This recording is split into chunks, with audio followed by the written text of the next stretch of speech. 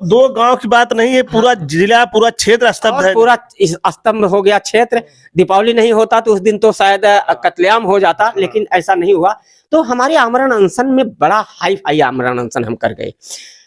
उसमें पवन एसडीएम की काफी भूमिका है। पवन एसडीएम जो है पवन सिंह यादव, वो देना नहीं चाहते। अच्छा। वो महज कागजों की फॉर्मेलिटी करना चाहते हैं, और उनके साथ ग्राम प्रधान की भी मिलीभगत भूमिका थी, समझ गए ना। और सीओ साहब मिल करके ग्राम प्रधान के ऊपर भारी दबाव डाल रहे थे, और जो ग्राम प्रधान कह रहा था वही उसका परिवार कह रहा था। हमको भी आकर के बार बार कह रहा था कि उठ जाइए आप, उठ जाइए आप, दबाव बना रहे थे। आप को कुछ हो जाएगा तो मैं क्या मुंह दिखाऊंगा। लेकिन मैंने कहा आप हमारे चिंता न करें, हम तो करो मरो करते रहते हैं। हम जब संतुष्ट होंगे तभी न्याय माना जाएगा, आपके संतुष्ट होने से न्याय। इसके बाद लास्ट में जब करो मरो आया, 6वें दिन अंतिम क्षण कि अब 2 एम्बुलेंस खड़ी थी, कई गाड़ियां थानादार खड़े थे, कई गाड़ियां आ गई हमको उठाने के लिए। हमारे साथ किसान यूनियन के नेता अजीत सिंह, पूर्वांचल किसान यूनियन के राष्ट्रीय अध्यक्ष अजीत सिंह, भारी संख्या में एक बस और 4 बिलोरो गाड़ी लेकर के किसान पहुंच गए। जनप्रयास सेवा समिति माधोपुर बरावा के लोग पहुंच गए भारी संख्या में। हमारी भी संख्या 200 के आसपास हो गई थी, और उसमें जद्दोजिहाद चल रहा था। तब तक एसडीएम ने चाल चल दिया। एसडीएम ने कहा कि हम पवन के अनुराग के पिता से और सीओ साहब, हम अनुराग के पिता और प्रधान, ये 4 लोग एक अलग मीटिंग करेंगे बंद कमरे में। कौन कौन?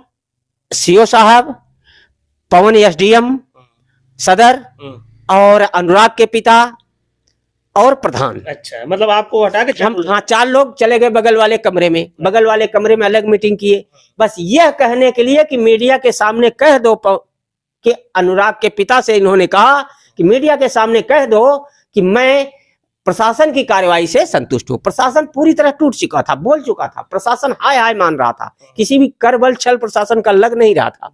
कर बल छल तीनों नहीं लग रहा था। इतना बड़ा आंदोलन हो गया था वो, और भारी जनता और घेरे जा रही थी। इसके बाद उन्होंने मान लिया और कह दिया कि हम मीडिया के सामने, अनुराग के पिता ने कह दिया कि मैं प्रशासन की कार्रवाई से संतुष्ट हूं, और अन्ना जी को चाहता हूं कि अपना आमरण अनशन तोड़ दे। उसी समय मैं डिस्टर्ब हो गया, फिर भी मैं हटा नहीं। मैंने कहा वो मेंटली डिस्टर्ब हो गया है, उसको प्रशासन ने हड़का दिया है, उसको सीओ ने हड़का दिया है, प्रधान को सीओ ने हड़का दिया है। इसलिए प्रधान जो सीओ के डर के मारे बोल रहा है कि हम भी जेल जाएंगे, मैं हटा नहीं।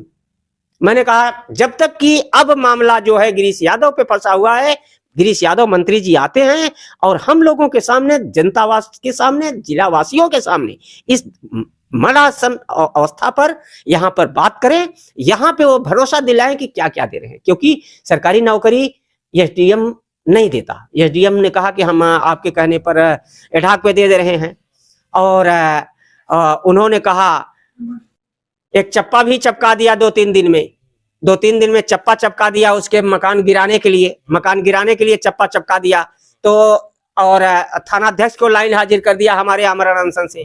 तो ये सब कार्यवाही जो हुई, तो उसी कार्यवाही को मात्र दिखावा था, मात्र ये दिखावा था। चप्पा चिपका दिया। अभी 25 तारीख को केस है, उसमें मकान का उसमें वो लिखा है कि लालता प्रसाद यादव अपने परिवार के साथ या अपने वकील के साथ है, वो चिप्पा जो है चपकाया गया है। 25 तारीख को तहसीलदार अदालत में आए और अपना पक्ष रखे। इसके अगर नहीं आते हैं तो 80,000 जुर्माना दें और उनका हम अग्रिम कार्रवाई करेंगे। तो अब उनके ऊपर है 25 तारीख को पहुंचते हैं नहीं, यही मुकदमा आज नहीं, आज 24 है। अच्छा। कल इसके बाद वो क्या करेंगे कि दीवानी में 25 को मुकदमा भी है। तो तहसील एसडीएम ने कहा कि यही जो पेश करेंगे ठोस सबूत मैं लेकर के न्यायालय में जाऊंगा कि वो जमीन हमारी है, इनकी जमीन नहीं है, इसलिए हमारी जमीन को और स्टे हटा दिया जाए, हम अग्रिम कार्रवाई करेंगे। इसके बाद जैसे ही हम पहुंचते हैं, हमने नहीं माना, फिर चुनौती दे दिया। इसके बाद हम लोग फिर बैठ गए। तब डायरेक्ट डीएम साहब आए और डीएम साहब ने कहा देखे मंत्री जी बहुत बिजी हैं, और एसडीएम पवन यादव सहित सीओ तमाम लोग आए, और इसके बाद हम लोगों ने आमरण अनशन तोड़ा। और एसडीएम साहब ये आश्वासन दिलाए कि सब काम पूरा होगा।